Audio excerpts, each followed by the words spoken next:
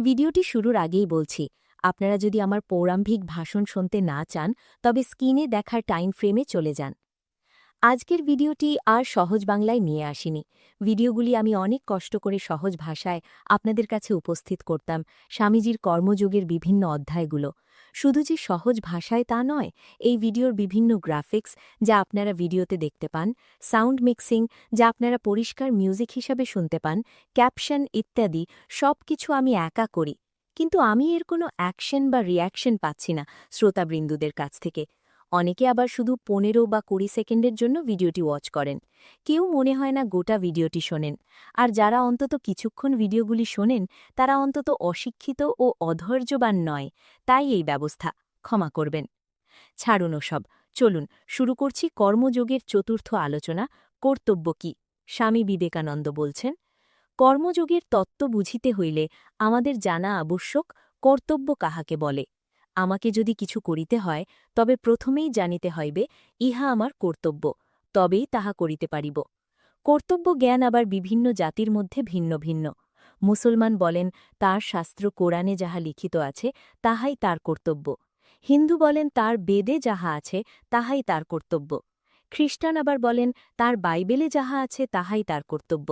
সুতরাং আমরা দেখিলাম জীবনের বিভিন্ন অবস্থায়, ইতিহাসের বিভিন্ন যুগে ও বিভিন্ন জাতির ভিতরে কর্তব্যের ভাব ভিন্ন ভিন্ন।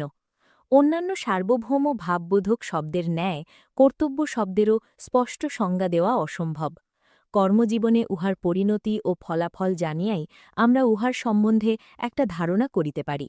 যখন আমাদের সম্মুখে কতগুলি ঘটনা ঘটে তখন আমাদের সকলেরই সেগুলি সম্বন্ধে কোনো বিশেষভাবে কার্য করিবার জন্য স্বাভাবিক অথবা পূর্ব সংস্কার অনুযায়ী ভাবের উদয় হয়।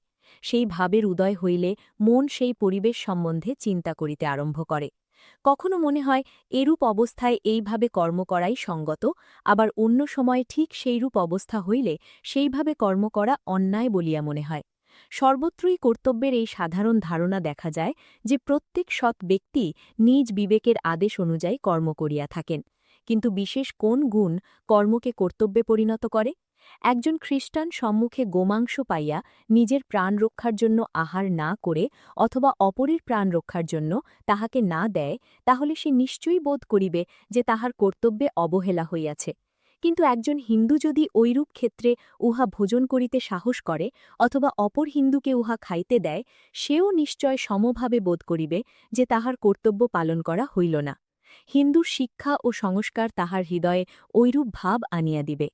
গত শতাব্দীতে ভারতে ঠগ নামে কুখ্যাত দস্যু দল ছিল। তাদের ধারণা ছিল যাহাকে পাইবে তাহাকেই মারিয়া সর্বস্ব অপহরণ করাই তাদের কর্তব্য, আর যে যত বেশি লোক মারিতে পারিত সে নিজেকে তত বড় মনে করিত। সাধারণত একজন পথে বাহির হইয়া আরেকজনকে গুলে করিয়া হত্যা করিলে অন্যায় কার্য করিয়াছে মনে করিয়া দুঃখিত হইয়া থাকে।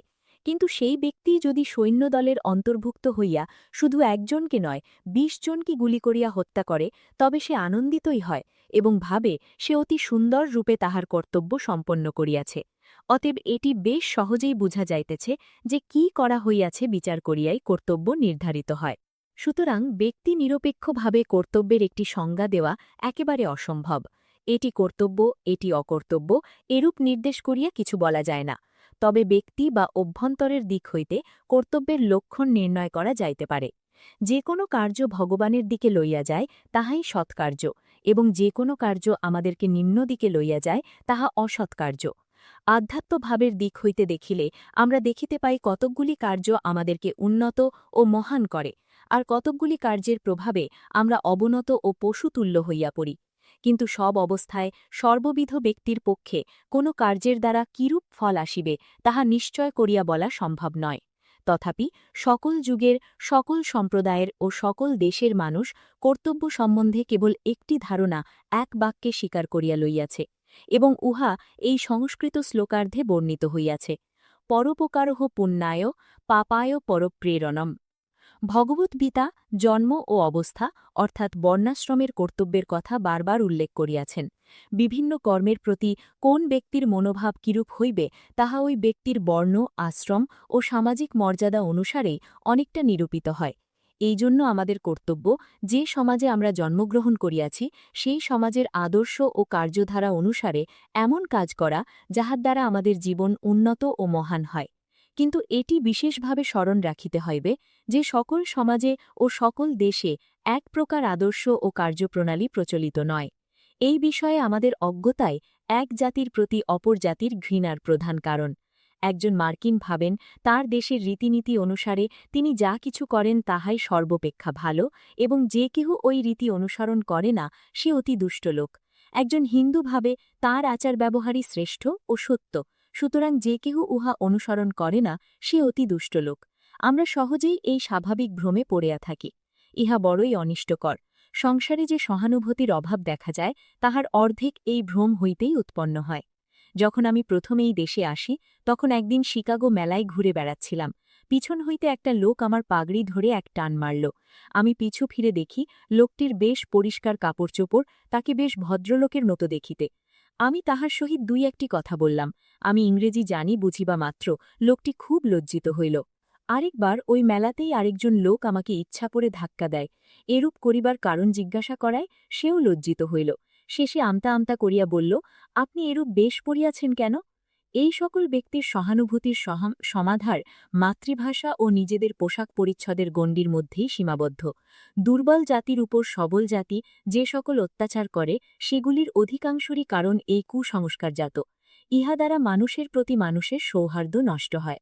যে ব্যক্তি আমাকে জিজ্ঞাসা করিলেন আমি তার মতো পোশাক না পরি কেন এবং আমার বেশের জন্য আমার সহিত অভদ্র ব্যবহার করিতে চাহিলেন, তিনি হয়তো খুব ভালো লোক, হয়তো তিনি সন্তান বৎসল পিতা এবং একজন সজ্জন ব্যক্তি। কিন্তু যখনই তিনি বিদেশীয় রীতিনীতি কাহুকে দেখিলেন তখনই তাহার স্বাভাবিক সহৃদয়তা লুপ্ত হইয়া গেল। সকল দেশেই আগন্তুক বিদেশীদের শোষণ করা হয়, কারণ তারা যে জানে না নতুন অবস্থায় পড়িয়া কিরূপ আত্মরক্ষা করিতে হয়।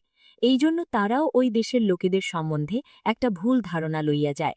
নাবিক, সৈন্য ও বণিকরা বিদেশে অদ্ভুত অদ্ভুত ব্যবহার করিয়া থাকে। নিজেদের দেশে এরূপ করিবার কথা তারা স্বপ্নেও ভাবিতে পারে না। এই কারণেই বোধহয় চীনারা ইউরোপীয় ও মার্কিন দিকে বিদেশি শয়তান বলে। পাশ্চাত্য জীবনের ভালো দিকগুলি দেখিলে তারা এরূপ বলিতে পারিত না। সুতরাং একটি বিষয় আমাদের স্মরণ রাখা উচিত যে আমরা যেন অপরের কর্তব্য বিচার করিতে গিয়ে তাদেরই চোখ দিয়ে দেখি, যেন অপর জাতির আচার ব্যবহার আমাদের নিজেদের মাপকাঠি দিয়ে মাপিতে না যায়। আমি বিশ্বজগতের মাপকাঠি নই, আমাকে জগতের সহিত সামঞ্জস্য রক্ষা করিয়া চলিতে হইবে। সমগ্র জগৎ কখনো আমার ভাবের সহিত মিলিয়া মিশিয়া চলিবে না। অতএব দেখিতেছি পরিবেশ অনুসারে আমাদের কর্তব্যের ধারা পরিবর্তিত হয়। কোনো বিশেষ সময়ে যাহা আমাদের কর্তব্য তাহা করাই এ জগতের শ্রেষ্ঠ কর্ম। প্রথমেই যেন আমরা আমাদের জন্মগত অবস্থা অনুসারে কাজ করি, তারপর সমাজে ও জীবনে আমাদের পদমর্যাদা অনুসারে যাহা কর্তব্য তাহা করিতে হইবে। মানুষ্য স্বভাবের একটি বিশেষ দুর্বলতা এই যে মানুষ কখনো নিজেকে পরীক্ষা করে না। সে মনে করে সেও রাজার ন্যায় সিংহাসনে বসিবার উপযুক্ত। যদিও বা সে উপযুক্ত, তথাপিও তাহাকে প্রমাণ দেখাইতে হইবে যে সে তাহার সামাজিক অবস্থা অনুযায়ী কর্তব্য সম্পন্ন করিয়াছে। তবেই তাহার উপর উচ্চতর কর্তব্যের ভার অর্পিত হইবে। এ সংসারে যখন আমরা আগ্রহ সহকারে কাজ করিতে আরম্ভ করি তখন প্রকৃতিই আমাদেরকে চারিদিক হইতে আঘাত দেয়। তাহারই সাহায্যে শীঘ্রই আমরা আমাদের যথার্থ মর্যাদা খুঁজিয়া পাই, বুঝিতে পারি কোথায় কার স্থান।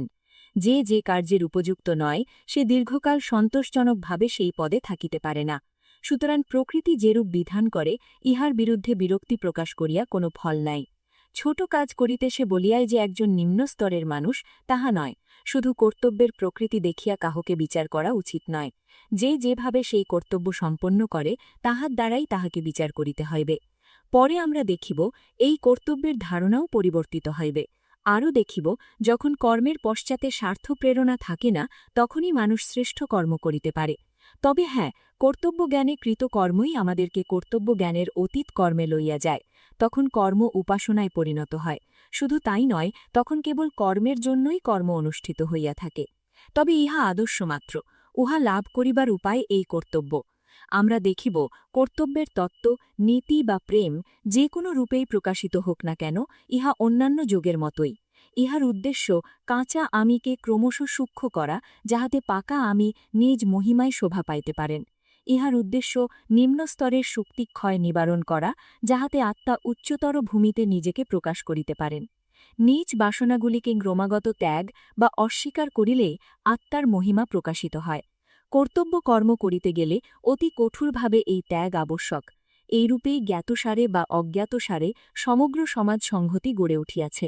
এই কর্ম ও অভিজ্ঞতার ক্ষেত্রে স্বার্থপূর্ণ বাসনা কমাইতে কমাইতে আমরা মানুষের প্রকৃত স্বরূপের অনন্ত বিস্তৃতির পথ খুলিয়া দিই। ভিতরের দিক হইতে দেখিলে কর্তব্যের এই একটি নিশ্চিত নিয়ম পাওয়া যায় যে স্বার্থপরতা ও ইন্দ্রিয়পরতা হইতে পাপ ও অসাধুতার উদ্ভব হয়, আর নিঃস্বার্থ প্রেম ও আত্মসংযম হইতে ধর্মের বিকাশ ঘটে। কর্তব্য বেশ রুচিকর নয়।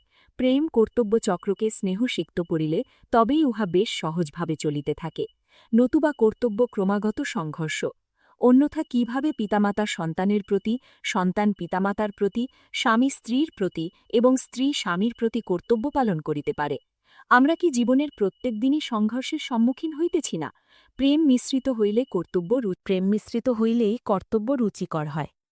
প্রেম আবার কেবল স্বাধীনতাতেই দীপ্তি পায়, কিন্তু ইন্দ্রিয়ের দাস, ক্রোধের দাস, ঈর্ষার দাস, আরও যে শত শত ছোট ছোট ঘটনা জীবনে প্রত্যহ ঘটিবেই, সেইগুলির দাস হওয়াই কি স্বাধীনতা? আমরা জীবনে যেসব ছোটখাটো রূঢ় সংঘর্ষের সম্মুখীন হই, ওইগুলি সহ্য করাই স্বাধীনতার সর্বোচ্চ অভিব্যক্তি। নারীগণ নিজেদের ঈর্ষাপূর্ণ খিটখিটে মেজাজের দাস হইয়া স্বামীর ওপর দোষারোপ করে এবং মনে করে তাহারা যেন নিজেদের স্বাধীনতা জাহির করিতেছে।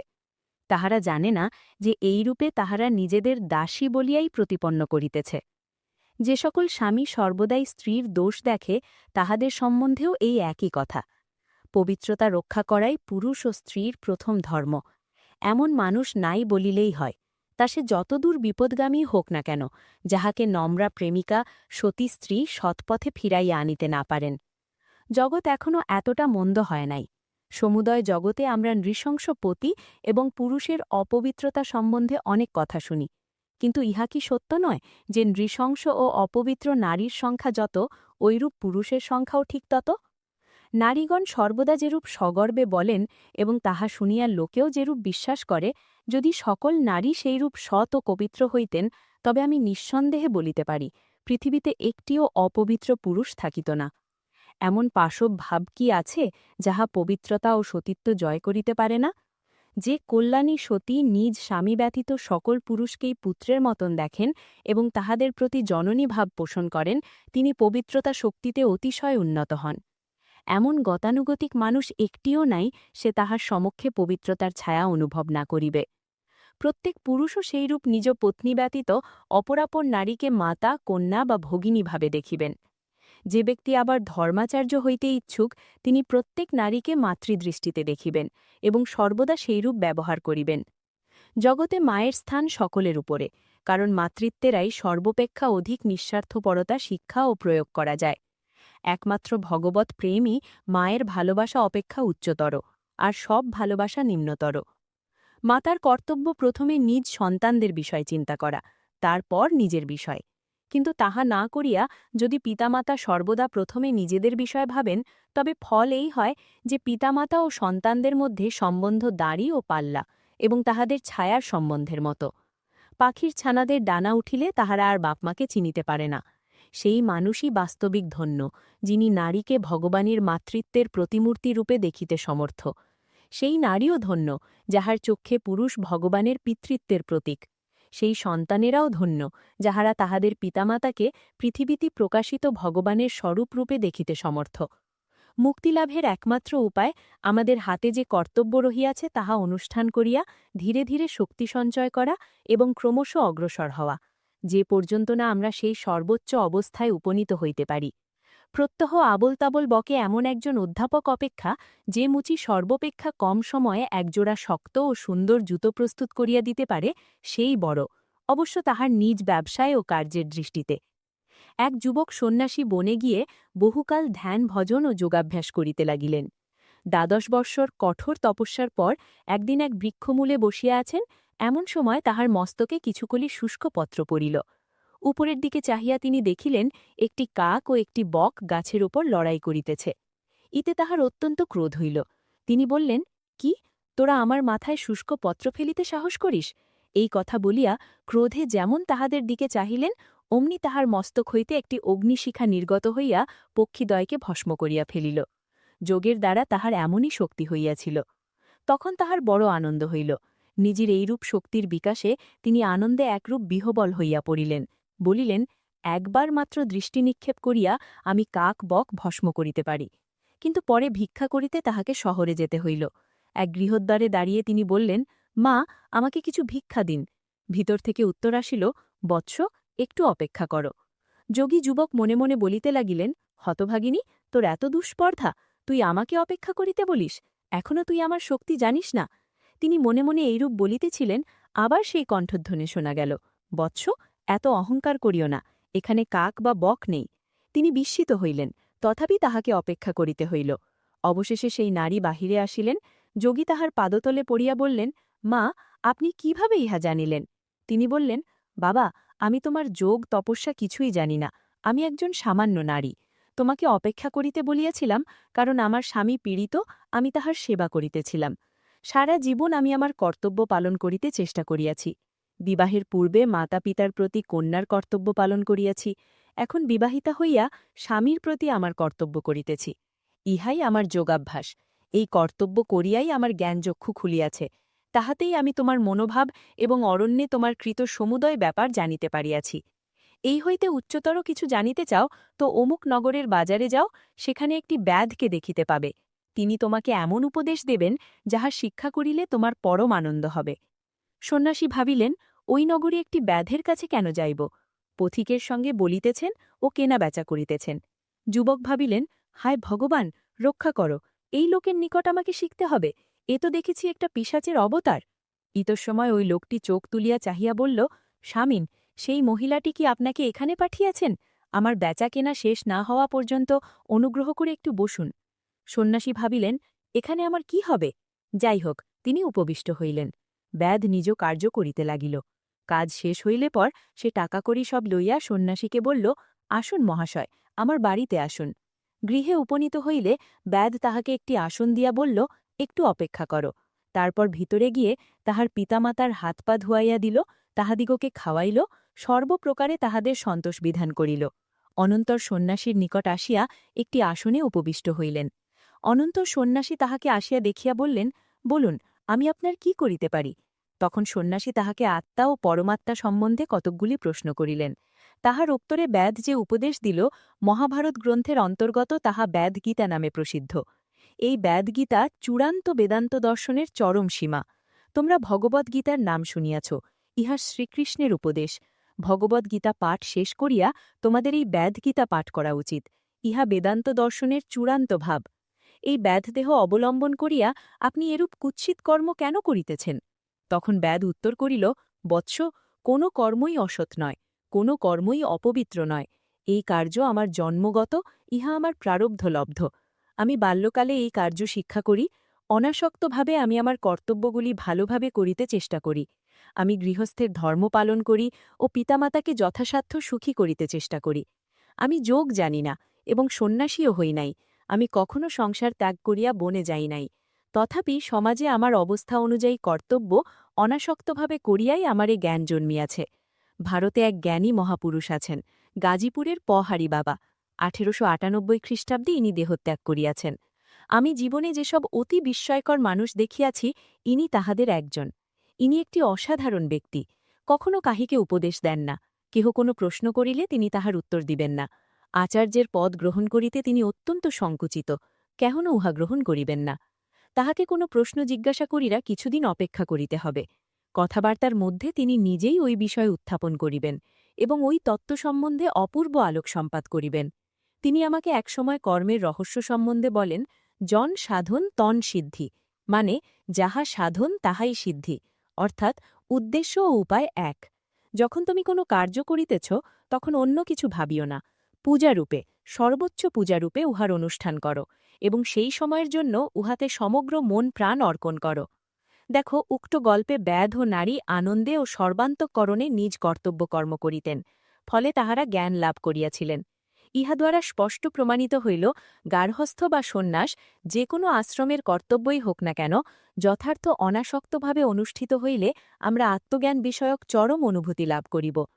আমাদের কর্তব্য প্রধানত আমাদের পারিপার্শ্বিক অবস্থা দ্বারা নির্ধারিত হয়। কর্তব্যের ভিতর কিছু বড় ছোট থাকিতে পারে না। সকাম কর্মী তাহার অধিষ্ঠে যে কর্তব্য পড়িয়াছে তাহাতে বিরক্তি প্রকাশ করে। অনাসক্ত কর্মীর পক্ষে সকল কর্তব্যই সমান এবং এগুলি অমোঘ অস্ত্র হইয়া তাহার স্বার্থপরতা ও ইন্দ্রিয়পরতা নষ্ট করে এবং সাধক মুক্তির পথে অগ্রসর হয়। আমরা যে কার্যে বিরক্তি প্রকাশ করি তাহার কারণ আমরা সকলেই নিজেদের খুব বড় ভাবিয়া থাকি, কিন্তু আন্তরিকতার সহিত কর্মে প্রবৃত্ত হইলেই আমরা নিম্ন অবস্থা নির্দিষ্ট অতি ক্ষুদ্র কর্তব্যগুলিরও ঠিক ঠিক সম্পাদনে স্বকীয় অক্ষমতা বুঝিতে পারি এবং তাহাতে আমরা নিজেদের সম্বন্ধে যেসব উচ্চ ধারণা পোষণ করিতেছিলাম তাহা স্বপ্নের মতন অন্তর্হিত হইয়া যায়। যখন আমি বালক ছিলাম তখন আমার মনে অনেক চিন্তা উঠিত। কখনো ভাবিতাম আমি একটা মস্ত বড় সম্রাট, কখনো নিজেকে অন্য কোনো রূপ একটা বড় লোক ভাবিতাম। বোধহয় তোমরাও বাল্যকালে এরূপ চিন্তা করিয়াছ, কিন্তু এগুলি সবই খেয়াল মাত্র। প্রকৃতি সর্বদা কঠোরভাবে প্রত্যেকের কর্মানুযায়ী ন্যায়সঙ্গত ফলবিধান করিয়া থাকে, তাহার এক চুলও এদিক ওদিক হইবার নয়। সেই জন্য আমরা স্বীকার করিতে ইচ্ছুক না হইলেও প্রকৃতপক্ষে আমাদের কর্মফল অনুসারেই আমাদের কর্তব্য নির্ধারিত হইয়া থাকে। আমাদের অতি নিকটেই যে কর্তব্য রহিয়াছে, যাহা আমাদের হাতের গোড়ায় রহিয়াছে, তাহা উত্তমরূপে নির্বাহ করিয়াই আমরা ক্রমশ শক্তি বাড়াইতে পারি। এইরূপ ধীরে ধীরে শক্তি বাড়াইতে বাড়াইতে ক্রমে আমরা এমন অবস্থায় পৌঁছাইতে পারি যে সময় আমরা সমাজে সর্বাপেক্ষা সম্মানজনক কর্তব্য পালন করার সৌভাগ্য লাভ করিব। এটি জেনে রাখা ভালো, কারণ প্রতিযোগিতা থেকে ঈর্ষার উৎপত্তি হয় এবং উহার হৃদয়ের সব ও সমল ভাবগুলি নষ্ট করিয়া দেয়। যে ক্রমাগত সকল বিষয়ে বিরক্তি প্রকাশ করে তাহার পক্ষে সকল কর্তব্যই অরুচিকর বলিয়া বোধ হয়। কিছুই তাহাকে কখনো সন্তুষ্ট করিতে পারিবে না এবং তাহার জীবনটা বিফলতায় পর্যবসিত হইবে। এসো, আমরা কেবল কাজ করে যাই। যে কোনো কর্তব্য আসুক না কেন, তাহা যেন আমরা সাগ্রহে করিয়া যাইতে পারি, সর্বদা যেন কর্তব্য সম্পাদনের জন্য এসো, আমরা কেবল কাজ করিয়া যাই। যে কোনো কর্তব্য আসুক না কেন, তাহা যেন আমরা সাগ্রহে করিয়া যাইতে পারি, সর্বদাই যেন কর্তব্য সম্পাদনের জন্য সর্বান্তকরণে প্রস্তুত থাকিতে পারি। তবেই আমরা নিশ্চয়ই আলোক দেখিতে পাইব।